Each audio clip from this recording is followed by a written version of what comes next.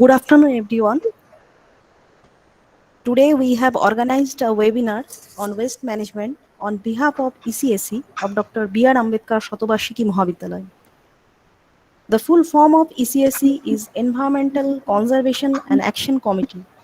It was formed to preserve the environment, to take actions making the college campus green and pollution free, as well as to aware people for plantation of more trees in the college premises. Sorry, any problem? The motto of this committee is plantation of trees makes the environment green. Environmental consciousness makes the world heaven. Many activities like tree plantation, workshop of rainwater harvesting, awareness program on plastic free zone, poster competition, drawing competition, publication of e-magazine are conducted under the supervision of ECSE.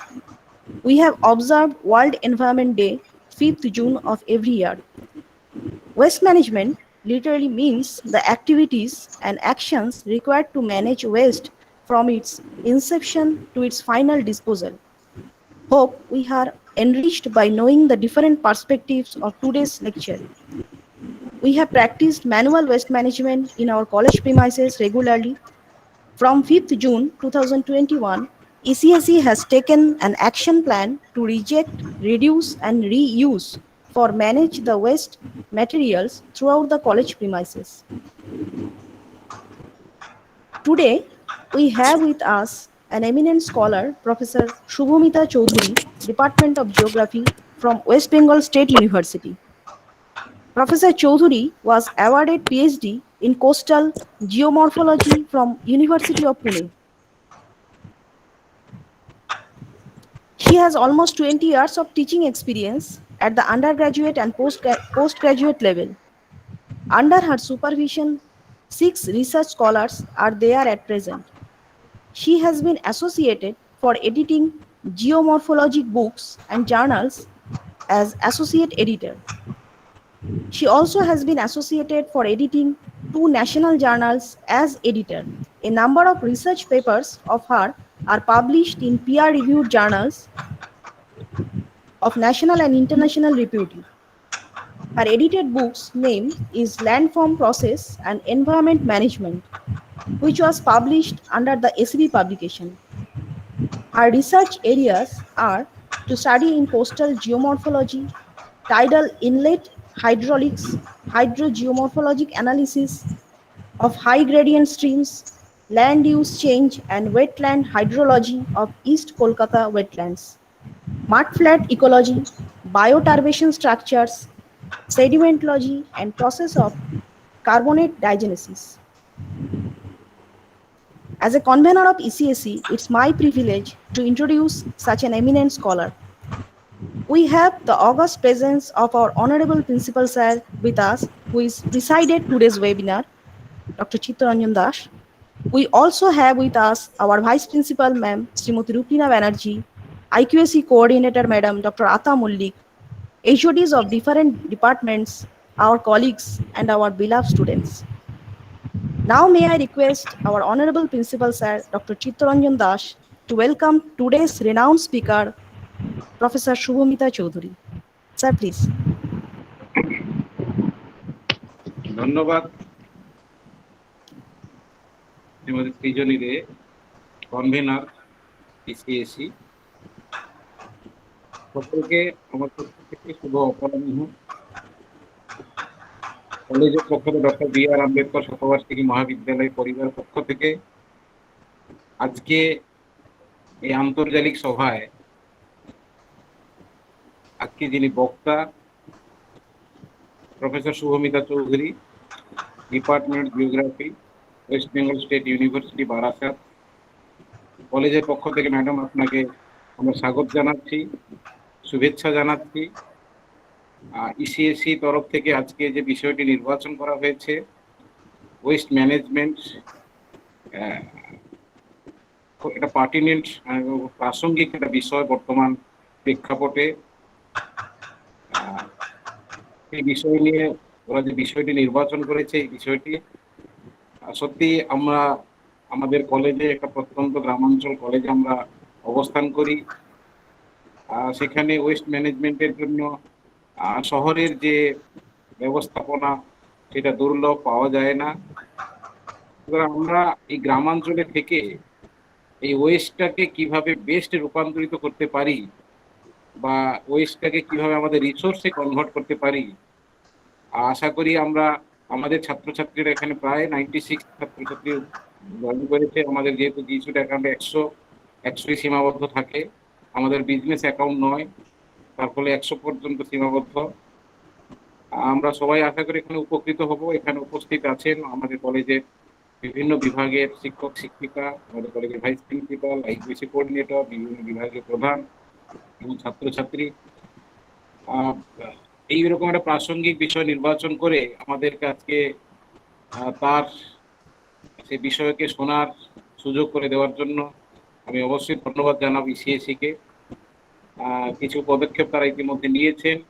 তো আজকে আমরা যে বিষয়টি শুনবো, সে বিষয়টি শুধু শুনবো নয়, শুনে সেটাকে আমরা কিভাবে আমাদের কলেজে সেটাকে বাস্তবায়িত করতে পারবো, আমাদের কলেজে সেটাকে কিভাবে কাজে লাগাতে পারবো, আমাদের কলেজ থেকে যে বর্জ্য পদার্থ নিষ্কাশিত হচ্ছে, বর্জ্য পদার্থ বেরোচ্ছে, সেই ব্যাপারে নিশ্চয়ই আমরা পদক্ষেপ নেব। ইতিমধ্যে আমাদের কলেজে সলিড ওয়েস্ট ম্যানেজমেন্টের একটা ছোট্ট আমরা ব্যবস্থাপনা করেছি। রেন ওয়াটার হারভেস্টিং হচ্ছে, কিন্তু আমাদের যেহেতু সায়েন্স ডিপার্টমেন্ট নেই বা অন্যান্য শুধু আর্টস ফ্যাকাল্টি বা হিউম্যানিটি সাবজেক্টগুলো রয়েছে, তাই ই ওয়েস্ট বা মেডিকেল ওয়েস্ট বা অন্যান্য বর্জ্য পদার্থ আমাদের কলেজে এরকম থাকে না। সুতরাং সলিড ওয়েস্ট ম্যানেজমেন্ট আমাদের ম্যাক্সিমাম থাকে। আমাদের পঞ্চায়েত এলাকায় আমরা বিলং করি, পঞ্চায়েতে সেরকম ব্যবস্থাপনা নেই যে কিভাবে ওয়েস্টটাকে এখান থেকে ম্যানেজ করা যেতে পারে। তো আমরা নিজেদের প্রচেষ্টায় চেষ্টা করছিলাম, একটা পদক্ষেপ নিয়েছিলাম, কিন্তু লকডাউনে বা এই কলেজ যাতায়াতের কারণে আমরা হেলেঞ্চামান এখান থেকে প্রায় 75 কিলোমিটার, বারাসাত থেকে আমি বলছি, আমি কলকাতা থেকে আরো বেশি দূর, ফলে যাতায়াতের একটু সমস্যা হচ্ছে, ফলে আমরা অনেকেই যেতে পারছি না ঠিকঠাক ভাবে, বা কোনো কিছু সিদ্ধান্ত নিতে গেলে সেটা এক্সিকিউশনে একটু সমস্যা হচ্ছে।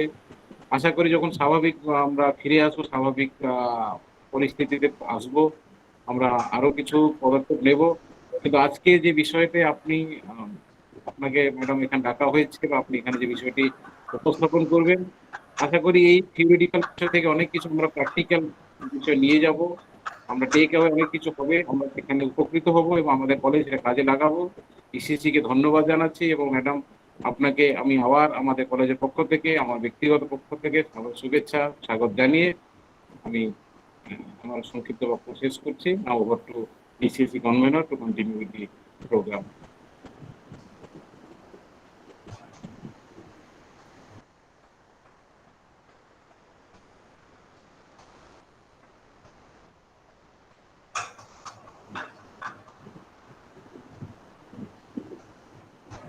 সৃজনী।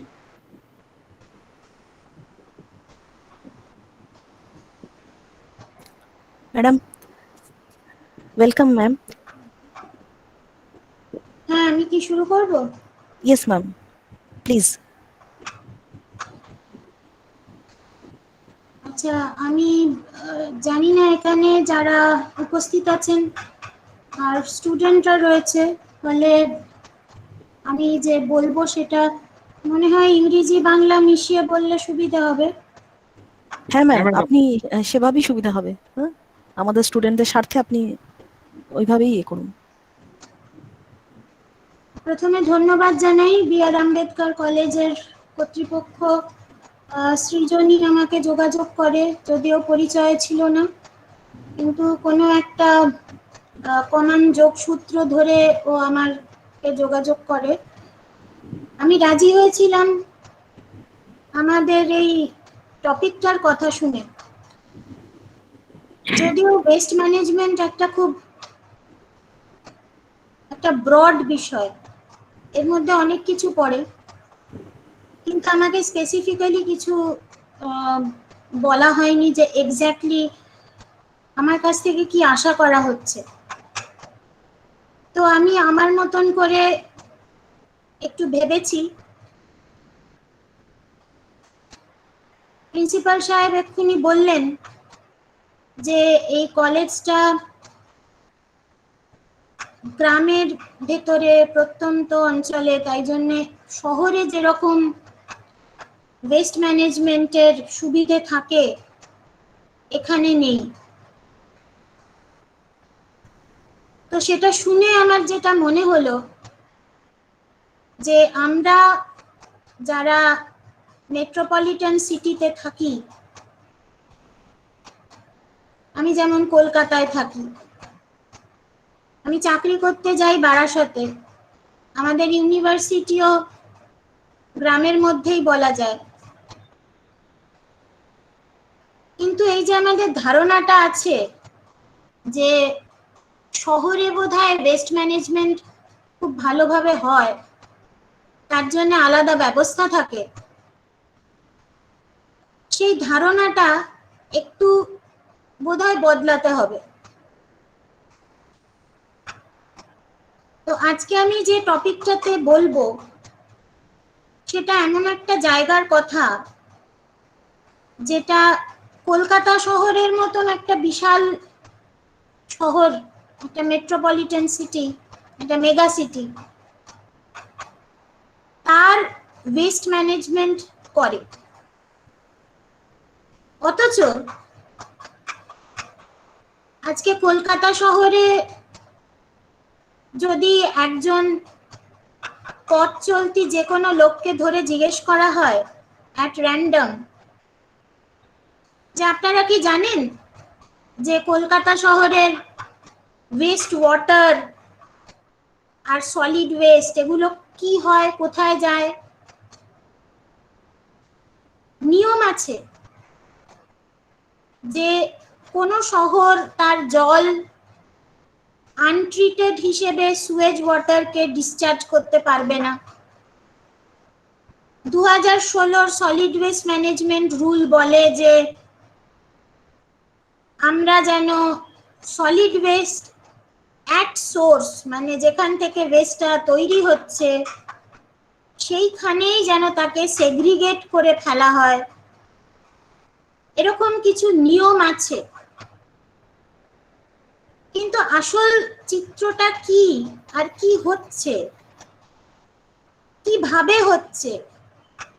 আমাদের জীবন চলছে, আমরা প্রতিনিয়ত ওয়েস্ট তৈরি করছি, ওয়েস্ট ফেলছি আমাদের বাড়িতে, আমাদের কর্মক্ষেত্রে, এবং সেগুলো যে কোথা দিয়ে কিভাবে ট্রিটেড হচ্ছে তার খবর কিন্তু আমরা রাখি না।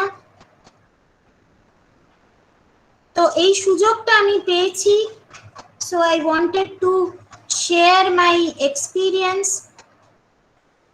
তবে এই এক্সপিরিয়েন্সটা শুধু আমার একার নয়,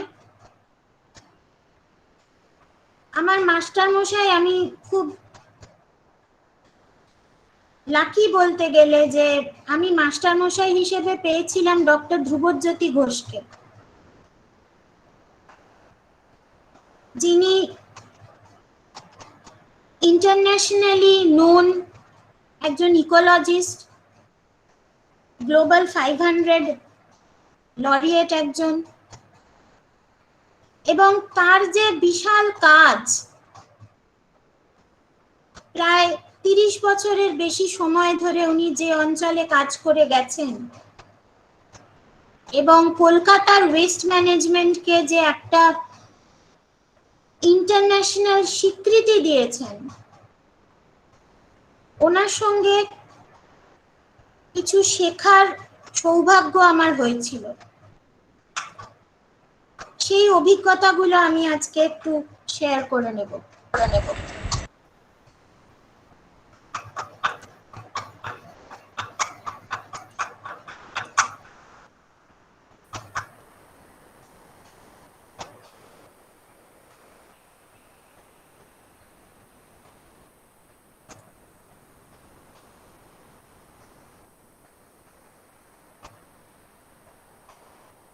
স্ক্রিন দেখা যাচ্ছে?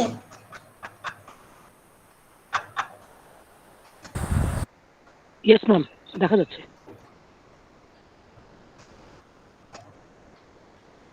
তো এই টপিকটা আমি চুজ করেছি দ্য ইস্ট কলকাতা ওয়েটল্যান্ডস।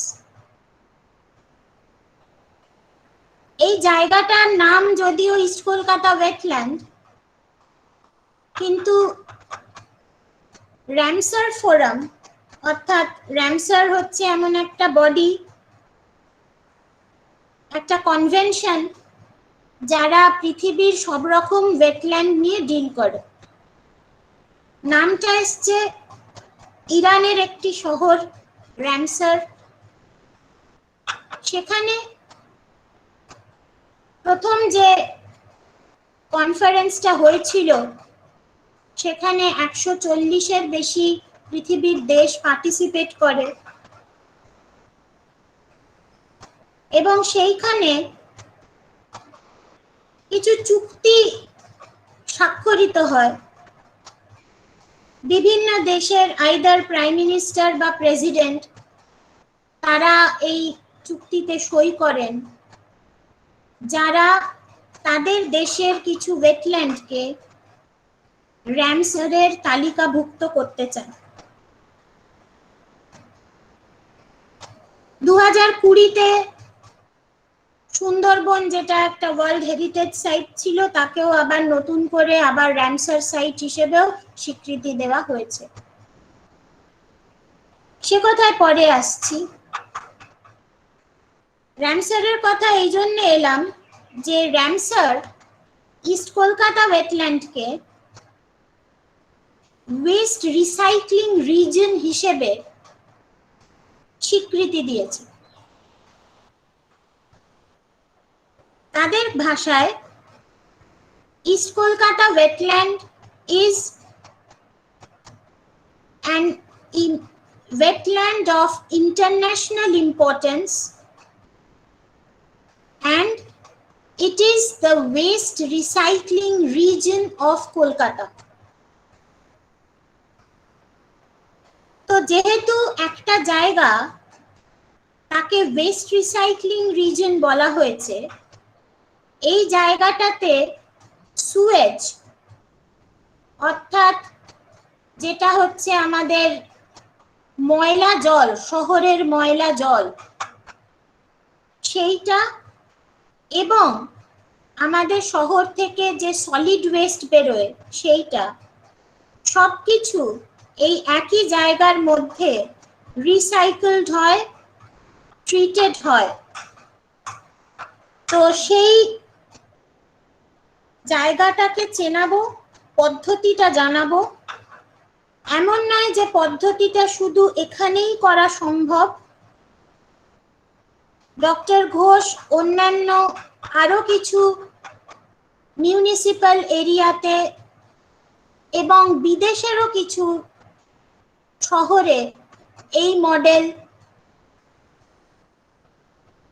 পৌঁছে দিয়েছিলেন, কিছু কিছু জায়গায় ইমপ্লিমেন্টও করেছিলেন।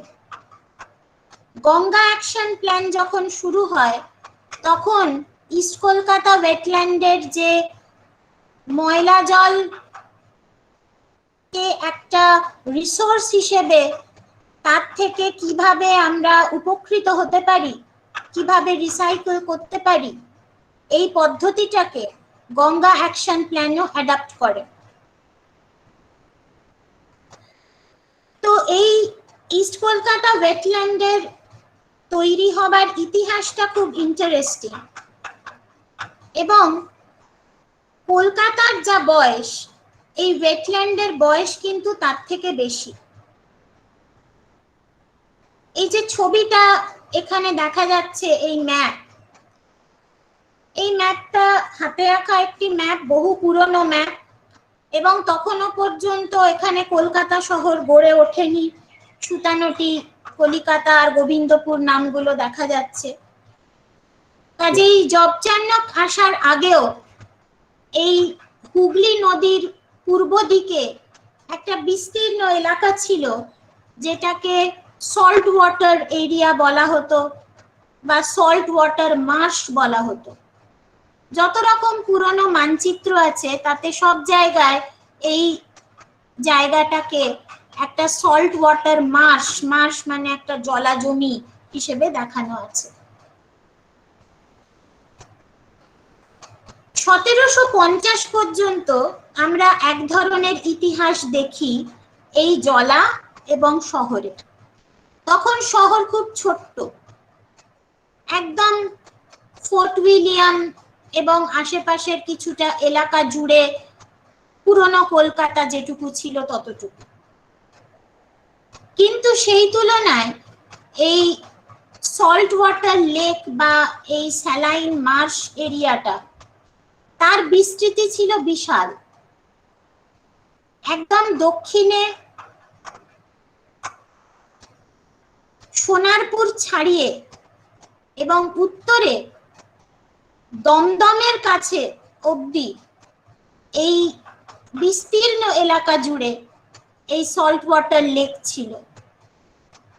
কিছু পুরনো নথিতে পাওয়া যায় যে দমদমের কাছে একটা টিলা ছিল, যাকে দমদমার টিলা বলা হতো, এবং তার উপরে দাঁড়িয়ে যারা তখন শিকার করত, সেখানে একটা ছোট বাড়ি তৈরি করা ছিল যার ভেতরে তারা রাত্রে আশ্রয় নিত, এবং সেখান থেকে সামনে তাকালে দক্ষিণে শুধু দেখা যেত যে একটা বিশাল জলাজমি।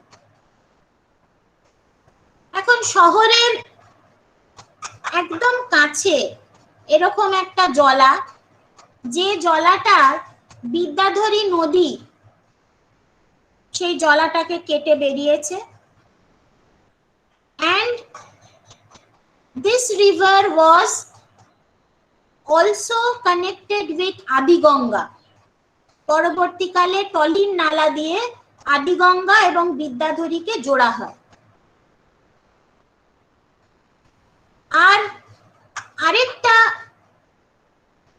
ক্যানাল ছিল তখন, যেটাকে সেন্ট্রাল লেক ক্যানাল বলা হতো, সেই ক্যানালটাও বিদ্যাধরীর সাথে যুক্ত ছিল। তো সেই সময় যেটা করা হতো, যে শহর থেকে যেটুকু ময়লা জল বেরোতো এই খালগুলো দিয়ে সেগুলো পূবের দিকে এই জলার দিকে পাঠিয়ে দেয়া হতো, কারণ জলাটা তখন শহর থেকে বেশ কিছুটা দূরে, আর একটা বিশাল জায়গা, এবং এখানে জোয়ার ভাটা খেলে, বিদ্যাধরীর ভেতরে সমানে জোয়ারের জল ঢুকছে বেরোচ্ছে, ফলে এই যে ময়লা জল সেগুলো এই ক্যানালগুলো দিয়ে বিদ্যাধরী দিয়ে মাতলার দিকে বেরিয়ে চলে যেত। কিন্তু আস্তে আস্তে এই বিদ্যাধরীর ভেতরে এই যে জোয়ারের আসা যাওয়া, টাইডাল ওয়াটার ইনফ্লো আউটফ্লো, সেটা ক্রমশ ক্রমশ বন্ধ হয়ে আসতে লাগলো, কারণ বিদ্যাধরীর ভেতরে এই ময়লা জলের থেকে থিতিয়ে পড়া যে স্লাজ বলে যাকে, সেই জিনিসটা এবং অন্যান্য পলি জমে ক্রমশ ক্রমশ বিদ্যাধরী মজে যেতে লাগলো। কিন্তু এই যে জায়গাটা, এই সল্ট ওয়াটার মার্শ, যেটা একটা নিচু জমি, জলা জমি, সেইখানে সাধারণভাবেই শহরের যত লিকুইড ওয়েস্ট এবং সলিড ওয়েস্ট সব কিছু ফেলা হতো, এবং আজকে বলে নয়, সেটা বহুদিন আগে থেকে। এটা একটা যেন শহরের ব্যাকডোর বলা যায়। হুগলি নদী যদি তার সামনের দরজা হয়, তাহলে এই জলাটা তার খিড়কির দরজা বলা যেতে পারে। একটা শহর যখন গড়ে ওঠে, তখন যত তার পপুলেশন বাড়বে তত কিন্তু তার ওয়েস্ট বাড়বে। তাই যে কোনো শহরের গোড়াপত্তন, তার যেমন রাস্তাঘাট, বাড়ি, আর খাবার জলের ব্যবস্থা, এইগুলো যেমন হয়, তার পাশাপাশি কিন্তু তার সঙ্গে সঙ্গে তার সুয়েজ সিস্টেমকেও গড়ে তুলতে হয়। এটা অত্যন্ত আবশ্যিক, because without a proper Suez system no urban area can survive.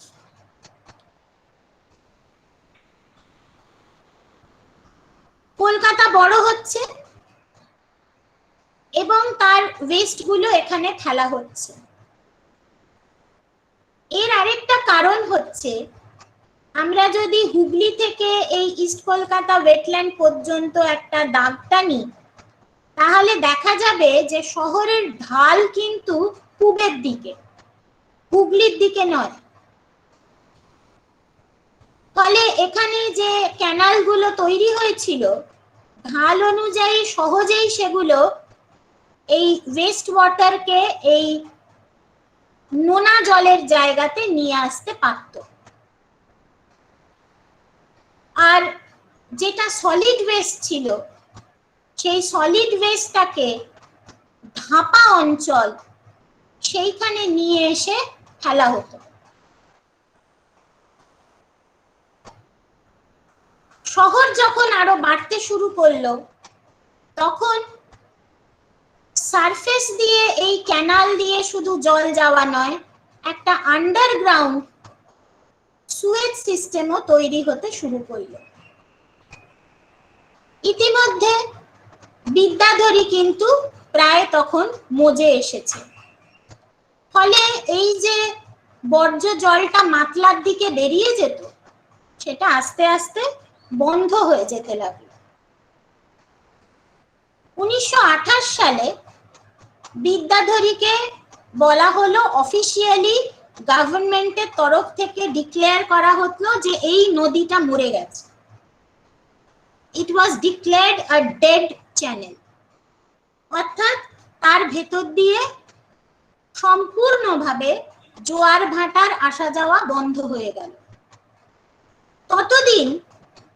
যতদিন জোয়ার ভাটা আসতো, ততদিন কিন্তু এই অঞ্চলে এই বর্জ্য পদার্থ এবং এই ময়লা জল ছাড়াও কিছু নোনা জলের মাছের ভেড়ি ছিল। কিন্তু যখন এই জোয়ার ভাটার জল আসা বন্ধ হয়ে গেল, তখন এই নোংরা জলকে আর এই বিদ্যাধরী দিয়ে মাতলার দিকে পাঠানো যাচ্ছিল না। সেই সময় বিএন দে বলে একজন ইঞ্জিনিয়ার, তিনি খুব গুরুত্বপূর্ণ দুটো খাল কেটে দিলেন এবং এই খাল দুটোর নাম হচ্ছে DWF আর SWF। DWF মানে কি? ড্রাই ওয়েদার ফ্লো, অর্থাৎ বর্ষা যখন থাকবে না সেই সময় এই খালটা দিয়ে ময়লা জল পাঠানো হবে। আর SWF হচ্ছে স্টর্ম ওয়াটার ফ্লো, অর্থাৎ যখন বর্ষাকাল হবে, যে সময় আমাদের প্রচুর বৃষ্টি, অনেক জল, সেই সময় এই স্টর্ম ওয়াটার ফ্লো দিয়ে জল যাবে। এই দুটি খাল একদম সোজা পূবের দিকে নিয়ে যাওয়া হলো, কারণ দক্ষিণ দিকে বিদ্যাধরী মজে যাবার ফলে মাতলা অবধি যাওয়ার আর কোনো পথ তখন ছিল না। তাই এখন ময়লা জলকে পূবের দিকে, কুলটির দিকে পাঠানোর ব্যবস্থা করা হলো। তো এটা হচ্ছে আমাদের 1930-এর কাছাকাছি অবস্থা। যে পরিবর্তনটা হলো সেটা হলো যে এই যে জলা জমিটা, তখন তার পরিধি কিছুটা কমে এসেছে, কারণ উত্তর দিকে তখন দমদম মিউনিসিপ্যালিটিও তৈরি হয়েছে। তো এখানে যে নোনা জলের ভেড়িগুলো ছিল, সেগুলো তখন নোনা জল না পেয়ে সেই ভেড়িগুলোরও তাদের ক্যারেক্টারও কিছু কিছু চেঞ্জ হতে লাগলো। এবং এখানকার যারা মাছ চাষ করেন তারা তাদের যে বংশানুক্রমে পাওয়া যে ট্র্যাডিশনাল জ্ঞান, তাই দিয়ে তারা চেষ্টা করলো যে এখানে স্যালাইন ওয়াটার আসা বন্ধ হয়ে গেছে, কিন্তু এখানে ময়লা জল এখনো আসছে। তাহলে এই শহরের ময়লা জলকে কি ভেড়িতে ব্যবহার করা যাবে? এবং কিছু কিছু ওয়েস্ট ওয়াটার ফিশারি তখন গড়ে উঠতে শুরু করে। এখানে আমি একটা স্যাটেলাইট থেকে তোলা উপগ্রহ চিত্র একটা দিয়েছি।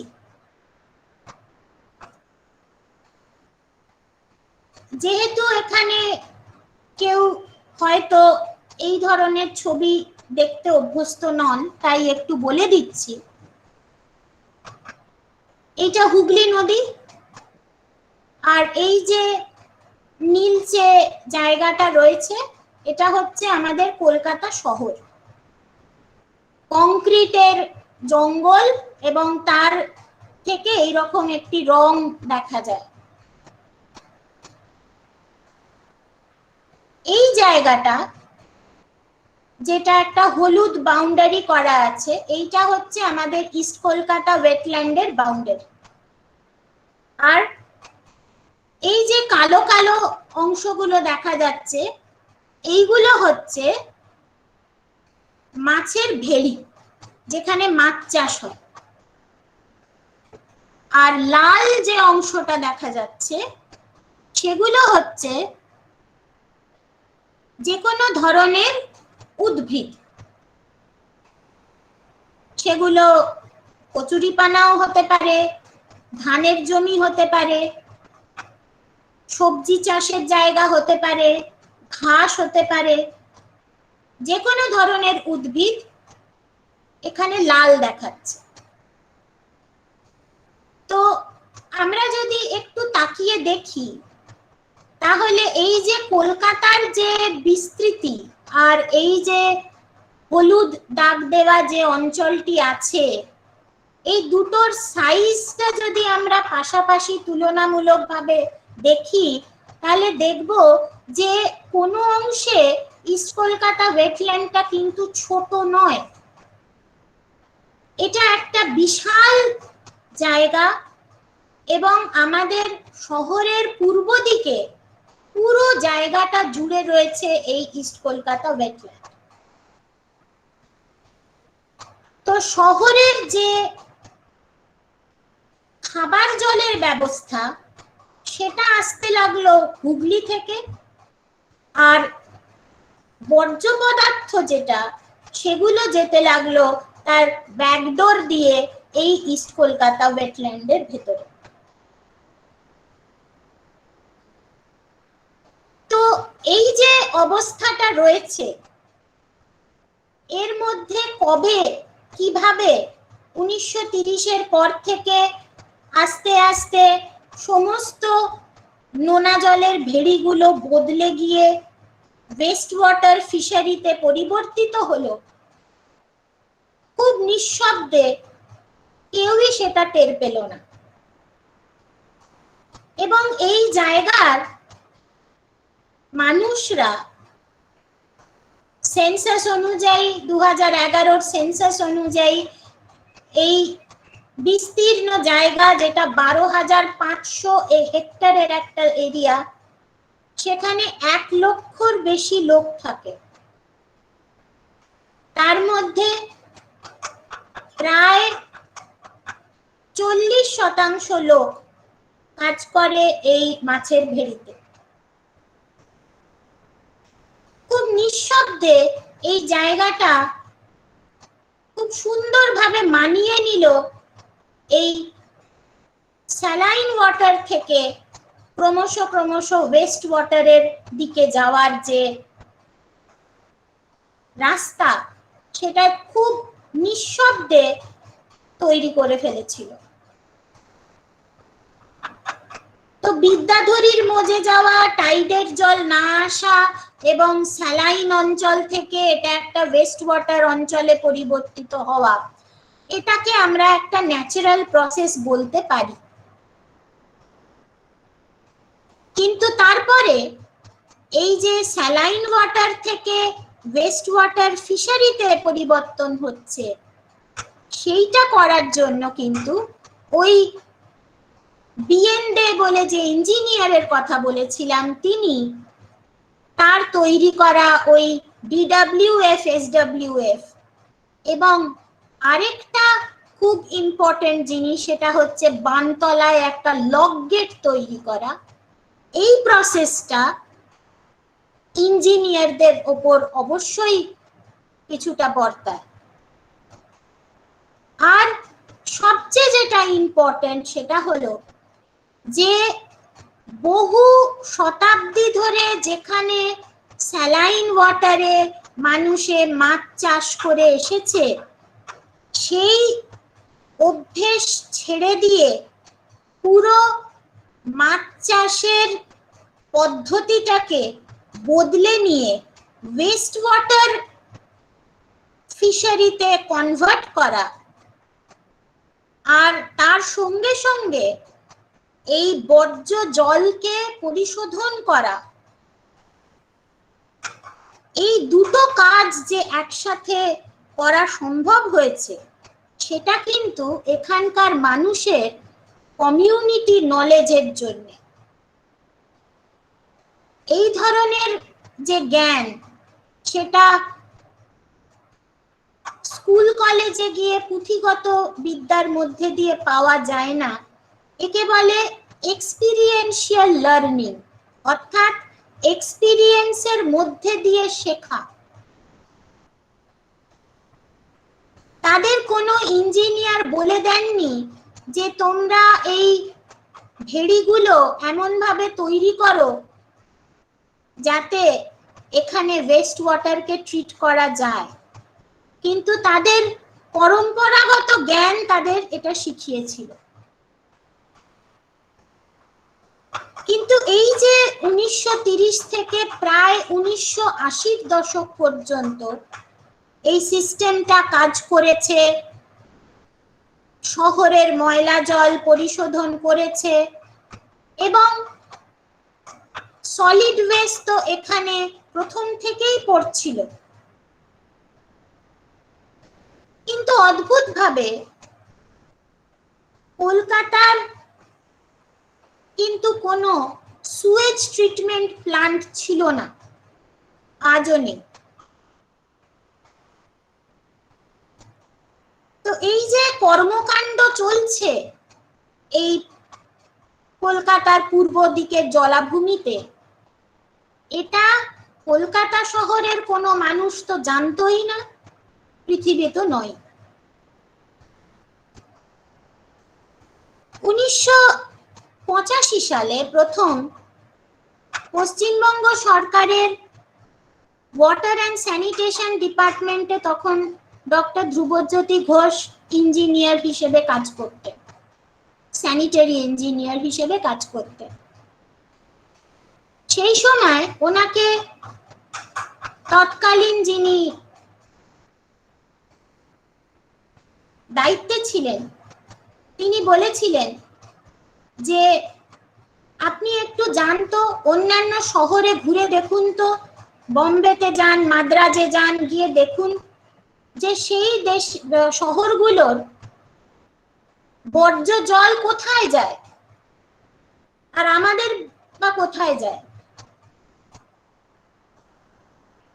এই কাজটা যখন দেয়া হলো ডক্টর ঘোষকে, উনি ভাবলেন যে মুম্বাই মাদ্রাজে তো যাব, কিন্তু আগে নিজের শহরটা দেখি এখানে কি হয়, ময়লা জলগুলো কোথায় যায়, আমাদের বাড়ি থেকে জলগুলো বেরিয়ে তারপরে কোথায় যাচ্ছে, কিভাবে সেগুলো পরিশোধন হচ্ছে, কোথায় গিয়ে পড়ছে, কিছুই কারোর জানা ছিল না।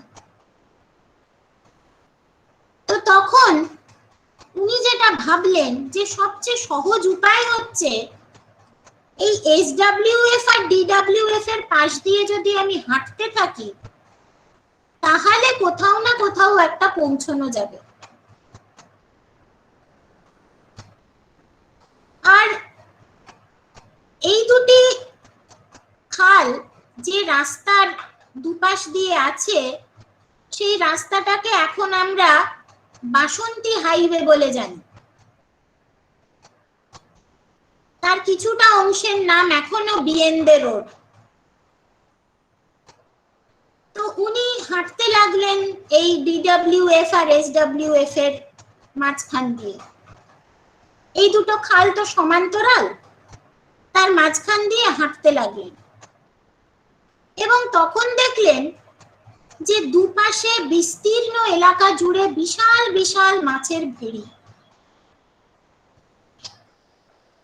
তখন উনি জিজ্ঞেস করতে লাগলেন মানুষদের যে এখানে কি হচ্ছে। না, মাছ চাষ হচ্ছে। এই জলটা কোথা থেকে আসছে? এটা শহরের ময়লা জল। তখন উনি জিজ্ঞেস করলেন যে এই ময়লা জল দিয়ে মাছ চাষ হচ্ছে, আর কি করা হয়? এখানে তো অনেক ধানের জমি দেখা যাচ্ছে, আবার সবজি চাষও দেখা যাচ্ছে। তখন উনি জানতে পারলেন যে এই ময়লা জল শুধু মাছ চাষই করা হয় না, সেই জল দিয়ে আবার ধান চাষও করা হয়, সবজি চাষ করা হয়। এবং ময়লা জল কিভাবে ব্যবহৃত হচ্ছে এই প্রশ্নটা সবাইকে করে করে উনি এই জায়গাটাকে একটা বাউন্ডারি দিতে পারলেন। যেখানে যেখানে বলেছে যে আমরা ময়লা জল ব্যবহার করি যে কোনো ভাবেই হোক, সেই গ্রামগুলোকে বাউন্ডারির ভেতরে ঢোকানো হলো এবং যে যে গ্রামগুলো বলল যে না আমরা ময়লা জলে কিছু করি না, তাদের বাউন্ডারির বাইরে রাখা হলো। এইভাবে এই বাউন্ডারিটা টানা। কাজেই লোকাল মানুষের পার্টিসিপেশন ছাড়া, অ্যাক্টিভ পার্টিসিপেশন ছাড়া এই বাউন্ডারিটা টানা কিন্তু সম্ভব ছিল না। ফলে এখন আমরা যাকে পার্টিসিপেটরি ম্যাপিং বলি, তার বোধহয় প্রথম উদাহরণ বলা যেতে পারে ইস্ট কলকাতা ওয়েটল্যান্ডের বাউন্ডারি আঁকা। এবং এই ধরনের বাউন্ডারি আঁকলে সেটা নির্ভুল হয়, কারণ সেটা মানুষের অ্যাকচুয়াল যে ব্যবহার করার পদ্ধতি তার উপর বেস করে। এবং লোকাল লোকেরাই বলে দিয়েছে যে এখানে এরা করে, এখানে এরা করে না। আর এর ভেতরে আবার তিনটে ভাগ হলো। এই অংশটা যেটা গাঢ় দাগ কাটা, এই অংশটাতে হচ্ছে যেখানে 70% বেশি ময়লা জল মাছ চাষে ব্যবহৃত হয়। এই জায়গাটা হলো যেখানে 70% বেশি ময়লা জল ধান চাষে ব্যবহার হয়। আর এই ছোট্ট জায়গাটা, এইটা হচ্ছে ধাপা অঞ্চল। এখানে 70% বেশি ময়লা জল সবজি চাষে ব্যবহার হয়। এই তিন রকমের ভাগ করা হলো এই অঞ্চলের ভেতরে। কিন্তু এটাও দেখা গেল যে এই পুরো অঞ্চলটাতে শুধু ময়লা জলই নয়, এখানে সলিড ওয়েস্টও রয়েছে। তাই জন্যে এই জায়গাটার নাম দেয়া হলো ওয়েস্ট রিসাইক্লিং রিজন।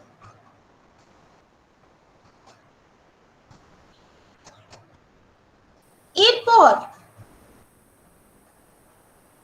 পরবর্তীকালে যখন ম্যাপ তৈরি হলো তখন দেখা গেল যে 32টা মৌজা এই ওয়েটল্যান্ডের মধ্যে পড়ছে। তার মধ্যে একটি মৌজা এখন এই 32 নম্বর যেটা, এটা এখন বিধাননগর মিউনিসিপ্যালিটির আন্ডারে, আর কলকাতা মিউনিসিপ্যালিটির আন্ডারে এখন ওয়ার্ড 57, 58, 108, এই যে তিনটে ওয়ার্ড, এইগুলোর কিছু কিছু অংশ এখন পড়ছে এই ওয়েটল্যান্ডের ভেতরে। তার মধ্যে এই হলুদ অংশটা হচ্ছে ধাপা অঞ্চল। তো মোটের ওপর 32টা মৌজা বা রেভিনিউ ভিলেজ এই 12,500 হেক্টর ওয়েটল্যান্ডের মধ্যে রয়েছে। এবারে আসা যাক যে কিভাবে এই ময়লা জল পরিশোধন হচ্ছে। সায়েন্টিফিক ভাষায় বলতে গেলে এই পদ্ধতিটাকে বলা হয় বায়ো রেমেডিয়েশন, একটা প্রাকৃতিক পদ্ধতি। একটা জিনিস মাথায় রাখতে হবে যে সুয়েজ মানে কি। সুয়েজ ওয়াটার হচ্ছে প্রায় 99% জল, আর 1% হচ্ছে ফিকাল ম্যাটার বা অর্গানিক বর্জ্য পদার্থ, যেটা যেটা আমাদের শরীর থেকে বেরোয়। অনেকদিন আগেই নিয়ম করে শহরের ভেতর থেকে যে যে কারখানাগুলো কেমিক্যাল এফ্লুয়েন্ট বার করে, সেই ধরনের কারখানাকে ব্যান করে দেয়া হয়েছে। যদিও কয়েকটা ইলিগাল ইউনিট এখনো রয়ে গেছে ট্যাংরা অঞ্চলে, কিন্তু বেশিরভাগ এই ধরনের কারখানাগুলো শহর থেকে বাইরের দিকে সরিয়ে দেয়া হয়েছে। কাজেই একটু আগে যখন আপনাদের প্রিন্সিপাল স্যার যখন বলছিলেন যে আমাদের এখানে সায়েন্স ডিপার্টমেন্ট নেই, তাই আমাদের কেমিক্যাল ওয়েস্ট নেই বা বায়োকেমিক্যাল ওয়েস্ট নেই, কিন্তু যে ওয়েস্ট ওয়াটারটা আছে সেটা হলো যেটা সুয়েজ ওয়াটার, অর্গানিক ওয়েস্ট। যে ধরনের ওয়েস্ট আমাদের বাড়ি থেকে বেরোয়, সেই ধরনের ওয়েস্ট কিন্তু, ওয়েস্ট ওয়াটার কিন্তু আপনাদের কলেজেও আছে। তো এখানে পদ্ধতিটা কি, যেহেতু এটা একটা শহর, যদিও পূবের দিকে জায়গাটা ঢালু, ওই দিকে জল সহজে গড়াবে, কিন্তু শহরের রাস্তার উপর দিয়ে ময়লা জল তো বয়ে যেতে পারে না। তাই রাস্তার ধারে যে ঝাঁঝরি করা থাকে, সেই ঝাঁঝরির ভেতর দিয়ে জলগুলো তলায় ঢুকে যায়। কোথায় না, আন্ডারগ্রাউন্ড যে সুয়েজ পাইপ, তাতে ঢুকে যায়। কলকাতা শহরের জন্য স্টর্ম ওয়াটার আর সুয়েজ ওয়াটার যাবার একটাই কিন্তু রাস্তা। আন্ডারগ্রাউন্ডে একটাই আমাদের সুয়েজ লাইন আছে, সেখানে আমাদের বৃষ্টির জলও ঢোকে, আবার সেখানে আমাদের সমস্ত বাড়ি থেকে যে বর্জ্য জল বেরোয় সেটাও ওখানে যায়। এবার মাটির তলার এই জলটাকে যদি ওই ডিডব্লিউএফ বা এসডব্লিউএফ খাল দিয়ে পাঠাতে হয়, তাহলে জলটাকে মাটির তলা থেকে সারফেসে তুলতে হবে, এবং পাম্প ছাড়া তার উপায় নেই। ফলে একাধিক পাম্পিং স্টেশন আছে কলকাতা জুড়ে, এবং সেই পাম্পিং স্টেশন দিয়ে জলগুলোকে তলা থেকে তুলে এনে এই ডিডব্লিউএফ এবং এসডব্লিউএফ এ পাঠানো হয়। বর্ষার সময় এসডব্লিউএফ এ আর অন্য সময় ডিডব্লিউএফ এ। একাধিক পাম্পিং স্টেশন আমাদের আছে, Ballygunge pumping station, Dhapa lock pumping station, এরকম অনেকগুলো আমাদের পাম্পিং স্টেশন রয়েছে। এরপরে কি হচ্ছে, এই ডিডব্লিউএফ দিয়ে যে জলটা যাচ্ছে সেই জলটা প্রথম এই ডিডব্লিউএফ নিচের ছবিটা, ওপরেরটা হচ্ছে এসডব্লিউএফ, এই খাল দিয়ে যে জল যাচ্ছে এগুলো কিন্তু শহরের ময়লা জল, পাম্প করে এগুলো সারফেসে ওঠানো হয়েছে। এবং তারপরে এই ছবিটা যে দিয়েছি, এই যে অসংখ্য লাইন কাটা আছে, এগুলো হচ্ছে একদম শিরা উপশিরার মতন বহু ছোট ছোট ক্যানালে পুরো জায়গাটা ঢাকা, এবং প্রত্যেকটি ক্যানাল এক একটি মাছের ভেড়িতে এই ময়লা জল পৌঁছে দিচ্ছে। ডিডব্লিউএফ দিয়ে জলটা যখন গেল তখন একটা লক গেটে প্রথম এই জলটাকে আটকানো হয়। 1 নম্বর চিত্রে দেখা যাচ্ছে, যার নাম Bantala lock gate. Bantala lock গেটে কি করা হচ্ছে, এখানে দেখতে পাওয়া যাচ্ছে অনেকগুলো কপাট আছে, এবং লক গেট গুলো সবকটা খোলা থাকে না, ওগুলোকে বন্ধ করে রেখে লক গেটের পিছনে জলের লেভেলটাকে বাড়ানো হয়। যদি খোলা থাকে তাহলে তো সব জল বেরিয়ে যাবে, ফলে কিছু গেট খোলা কিছু গেট বন্ধ, এইভাবে লক গেটের পিছন দিকে জলের লেভেলটাকে বাড়ানো হয়। এখানে পিছনের একটা ছবি দেওয়া আছে, এখানে এরকম ধারে স্কেল দেওয়া আছে, এবং 8 বা 9 মিটার যখন এই জলের লেভেলটা মেনটেন করা যায় তখন কি হয়, যে জলটা খুব সহজে উঁচু থেকে নিচুর দিকে বইতে পারবে, তার একটা গতি আসবে। এমনিতে তো শহরের ঢাল অত্যন্ত কম, কারণ আমরা তো পাহাড়ে অঞ্চলে নেই, আমরা একটা সমতল ভূমিতে রয়েছি। তো যেটুকু সামান্য ঢাল রয়েছে শহরের তাতে জল গড়াবে, কিন্তু এই যে এতগুলো ভেড়িতে জল দিতে হবে তার জন্য জলকে আরো দ্রুত গড়াতে হবে। তাই জন্য লক গেট দিয়ে জলের একদিকে জলের লেভেলটা বাড়িয়ে দিলে কি হয়, যে জলের একটা সারফেসে একটা হাইড্রোলিক গ্রেডিয়েন্ট বা ঢাল তৈরি হয়, এবং সেই ঢাল দিয়ে ময়লা জলগুলো যেতে থাকে। যখন সেই ময়লা জলগুলো এই বানতলা লক গেট পেরোলো, তার পাশ দিয়ে এরকম একটা ব্রাঞ্চ আছে যার নাম ফিশারি ফিডিং ক্যানাল। 3 নম্বর ছবিতে দেখা যাচ্ছে এই ফিশারি ফিডিং ক্যানালের ভেতর দিয়ে ময়লা জল নিয়ে চলে যাওয়া হলো এই ভেড়িগুলোর দিকে। এবার এই ভেড়িতে জলটা ঢুকছে, ময়লা জল যখন ঢোকে তখন এই যে মুখটা করা আছে এখান দিয়ে ময়লা জলটা ঢুকছে। ভেড়িতে যাবার আগে এই ময়লা জলকে একটা বাঁশের ছাঁকনির মধ্যে দিয়ে পাস করতে হয়, একে বলে পাটা।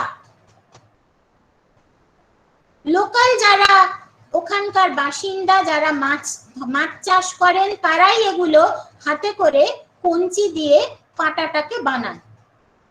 এই পাটাটা বানানোর কি প্রয়োজন, যাতে এই ময়লা জলের সঙ্গে ভেসে থাকা যদি কোনো বড় বড় কোনো পার্টিকেল থাকে, কখনো প্লাস্টিকের ব্যাগ ইত্যাদি, সেগুলো যাতে ভেড়ির মধ্যে না ঢোকে, সেগুলো এই বাঁশের ছাঁকনিতে আটকে যাবে।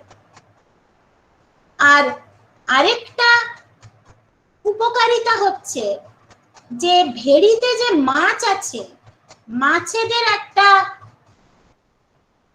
নেচার হচ্ছে যে তারা স্রোতের বিপরীত দিকে সব সময় সাঁতার কাটে, ফলে জল এদিক দিয়ে বেরোলে তারাও কিন্তু বেরিয়ে চলে যাবার একটা প্রবণতা থাকবে। তাই মাছগুলো যাতে বেরিয়ে না যায় তার জন্যও এই ছাঁকনিটা আবশ্যক। একটা ভেড়ির যেমন একটা ইনলেট থাকে যেখান দিয়ে ময়লা জল বেরোয়, আবার অন্যদিকে একটা আউটলেটও থাকে যেখান দিয়ে ট্রিটেড ওয়াটার মানে ময়লা জল পরিশোধিত হয়ে বেরোতে পারে। তো ময়লা জল পরিশোধিত হচ্ছে কিভাবে? এই পদ্ধতিটাই খুব ইন্টারেস্টিং এবং এটা কিন্তু আমরা আমাদের আশেপাশে যদি কোনো শ্যালো ওয়াটার বডি থাকে সেখানে এই পদ্ধতিতে কাজ করানো সম্ভব। এটা ট্রপিক্যাল কান্ট্রি বলেই আরো সম্ভব, কারণ এই পদ্ধতিটাতে সূর্যের আলোর একটা বিশেষ ভূমিকা আছে। তো কি হচ্ছে এই ভেড়ির মধ্যে? প্রথমেই বলি, এই ভেড়িগুলো যে কোনো পুকুরের মতন নয়। এই ভেড়ির গভীরতা খুব বেশি হয় না, 1.5 থেকে 2 মিটার মতো, আর তলাটা চ্যাপ্টা, যাতে একদম তলা পর্যন্ত সূর্যের আলো সর্বত্র সমানভাবে ঢুকতে পারে। আগেই বলেছি যে সুয়েজ ওয়াটার মানে তার মধ্যে 90% বেশি জল আর কিছুটা পরিমাণ ফিকাল ম্যাটার বা অর্গানিক বর্জ্য পদার্থ থাকে। তো ক্রমাগত যখন এই প্রতিদিন ময়লা জল ঢুকতে থাকছে ভেড়িতে, তখন এই যে বর্জ্য পদার্থ যেটা যেটা ফিকাল ম্যাটার, যাকে আমি স্লাজ বলছি, এই স্লাজগুলো আস্তে আস্তে থিতিয়ে যায় এই ভেড়ির তলায়। যখন থিতিয়ে গেল তখন এই অবস্থায় 21 দিন এই জলটাকে একটা ভেড়িতে রেখে দেওয়া হয়। তখন এই স্লাজটা যেটা তলায় থিতিয়ে গেছে তাতে ব্যাকটেরিয়া সেই স্লাজটাকে ডিকম্পোজ করতে থাকে। যখন ডিকম্পোজ করছে তখন তার থেকে বেরোয় হচ্ছে কার্বন ডাই অক্সাইড, আর এই জলে রয়েছে কিছু ফাইটোপ্ল্যাঙ্কটন বা অ্যালগি, যেগুলো উদ্ভিদ, খুব ছোট ছোট উদ্ভিদ। তারা আবার ওই কার্বন ডাই অক্সাইডটাকে কাজে লাগিয়ে ফটোসিনথেসিস করে। ফটোসিনথেসিস যখন করে তারা অক্সিজেন ছাড়ে, সেই অক্সিজেনে ব্যাকটেরিয়া আবার উজ্জীবিত হয়ে আবার তারা ডিকম্পোজিশনের কাজ করে। তো এইভাবে অ্যালগি আর ব্যাকটেরিয়ার একটা খুব সুন্দর সিম্বায়োটিক রিলেশন বা একটা মেলবন্ধনে এই তলায় যে জমে থাকা স্লাজ সেটা আস্তে আস্তে ডিকম্পোজড হয়। অ্যালগিরা কিন্তু ডিকম্পোজিশন করে না, কিন্তু অ্যালগিরা বেড়ে ওঠে এবং তারা মাছের খাদ্য হয়। ফলে মাছগুলো কিন্তু ডাইরেক্টলি ব্যাকটেরিয়াগুলোর সঙ্গে সম্পর্ক নেই। ব্যাকটেরিয়াটা এই অর্গানিক যে স্লাজ তাকে ডিকম্পোজ করছে, সেই ডিকম্পোজিশনের কার্বন ডাই অক্সাইড দিয়ে অ্যালগিরা বেড়ে উঠছে, আর অ্যালগিরা যাতে অতিরিক্ত না বেড়ে একদম পুরো পন্ডের জলের সারফেসটাকে ছেয়ে দেয়, মাছরা তার আগেই তাদের খেতে শুরু করছে তাদের খাদ্য হিসেবে। ফলে মাছও বাড়ছে, ব্যাকটেরিয়া ডিকম্পোজও করছে, আর জলটা কিন্তু ক্রমশ ক্রমশ একদম স্বচ্ছ হয়ে যাচ্ছে। এই জলের কালারটা দেখলে বোঝা যায়, এর আগে যে জলের কালার আমরা দেখিয়েছি, সরি, এই যে জল, এটা দেখো কালো জল। এই যে জল যাচ্ছে ভেড়িতে, এটা কিন্তু কালো ময়লা জল, কিন্তু যখন তারা ভেড়িতে ন্যাচারাল প্রসেসে বায়োরেমেডিয়েশন হচ্ছে তখন এই জল কিন্তু যে কোনো পুকুরের জলের মতো।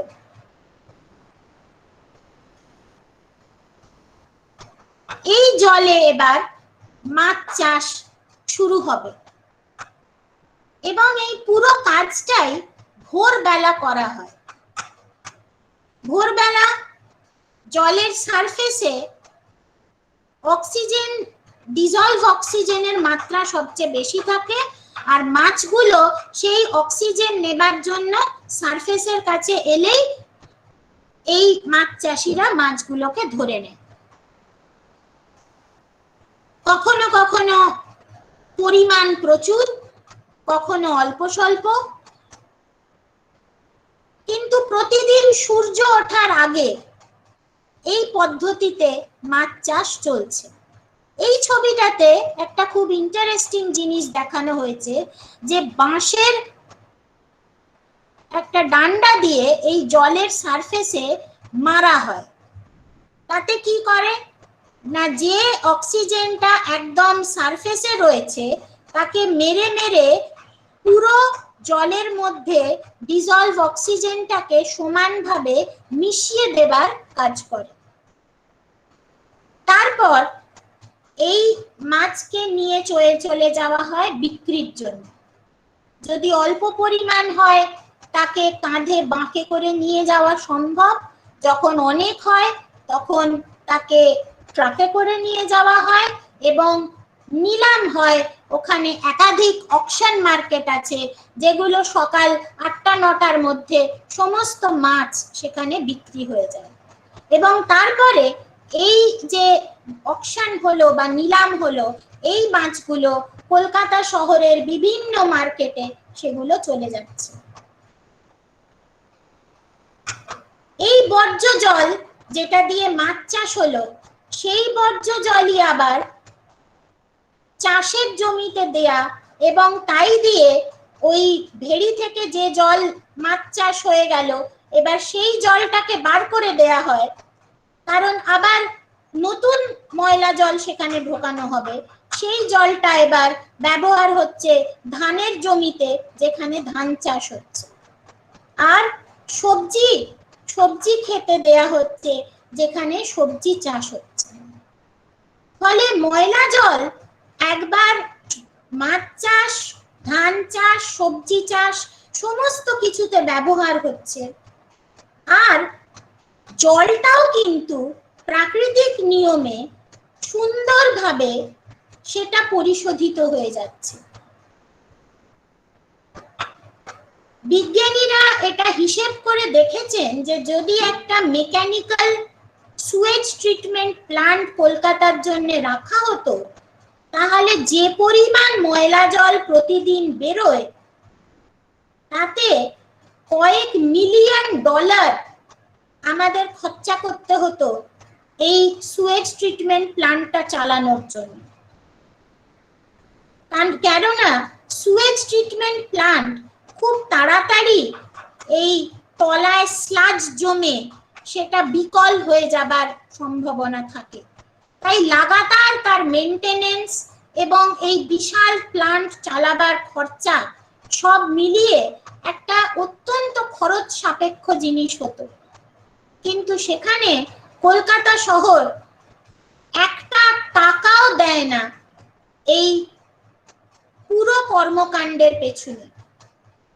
কর্পোরেশনের দায়িত্ব শেষ, পাম্প করে জলটাকে যখন মাটির তলা থেকে DWF, SWF এ তুলে দিল, তারপরে কলকাতা কর্পোরেশনের কাজ শেষ। বানতলা লক গেটের গেট তোলা নাবার যে কাজটা, সেটা করে আমাদের স্টেটের ইরিগেশন ডিপার্টমেন্ট, কিন্তু তাদের কাজও ওই ফিশারি ফিডিং ক্যানালে জলটা ঢুকিয়ে দেওয়া।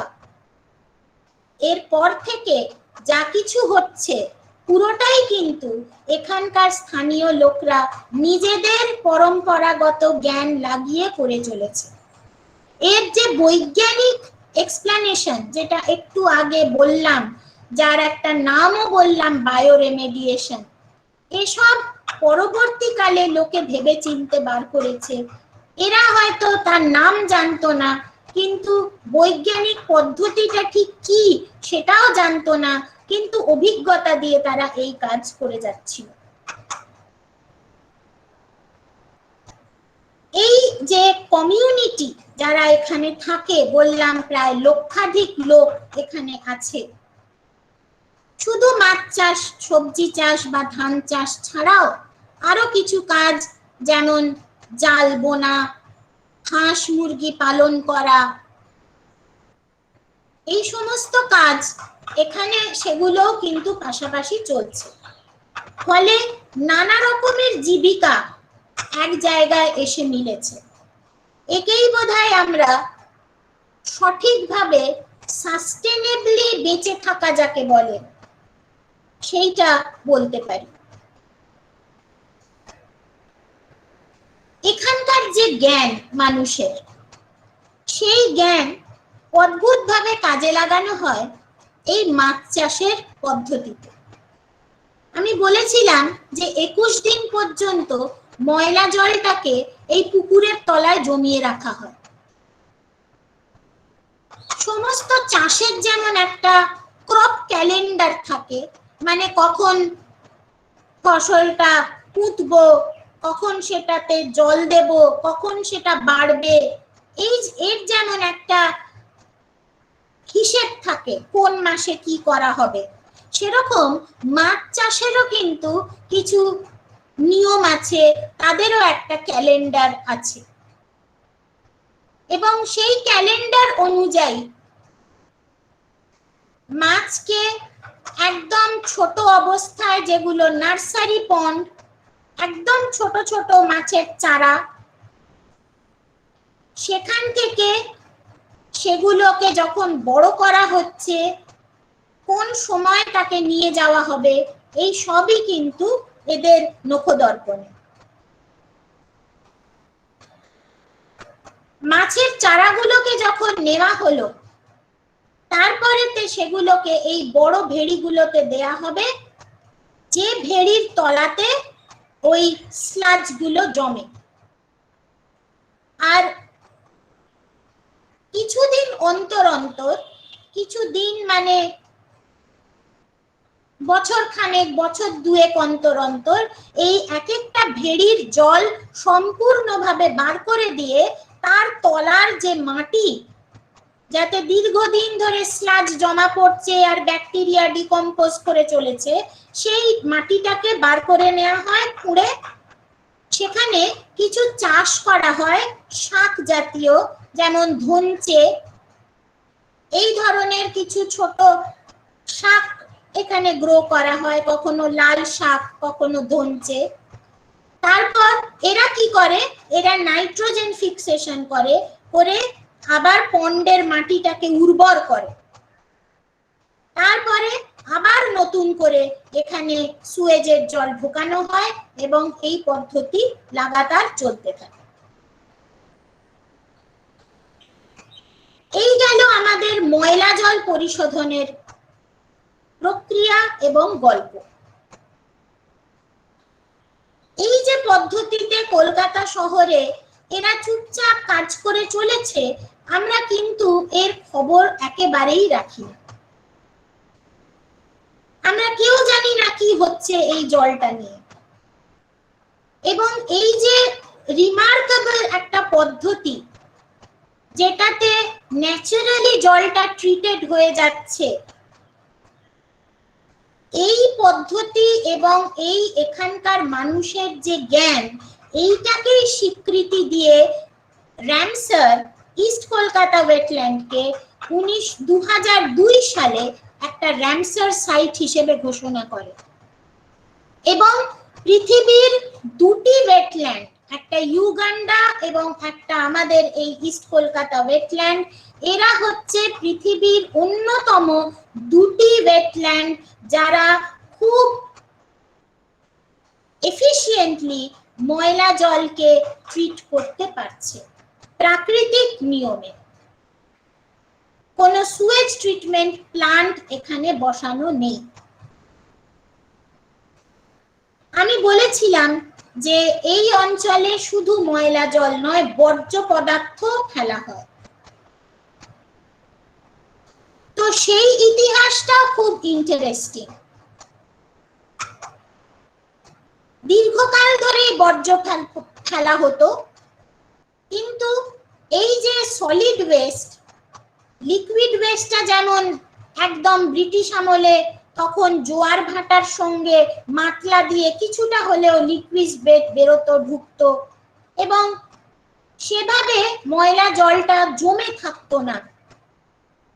কিন্তু সলিড ওয়েস্ট তো সেভাবে নদী দিয়ে বয়ে যাবে না, ফলে যাবতীয় আবর্জনা, মরা জন্তু জানোয়ার যা কিছু সব এখানে ফেলে দেয়া হতো।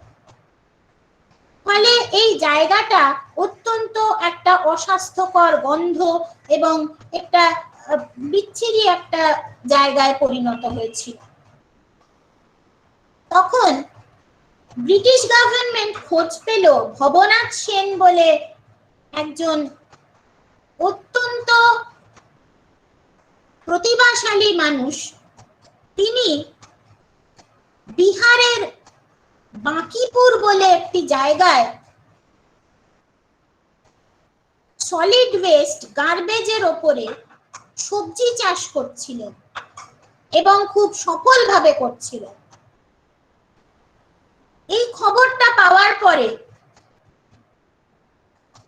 1879-এ ব্রিটিশরা ভবনাথ সেনকে সেখান থেকে ডেকে পাঠান এবং তাকে বলা হয় যে আপনাকে 1 স্কয়ার মাইল জায়গা দেওয়া হচ্ছে, 1 বর্গ মাইল জায়গা, এবং এইখানে এই শহরের যাবতীয় বর্জ্য পদার্থ ফেলা হয়।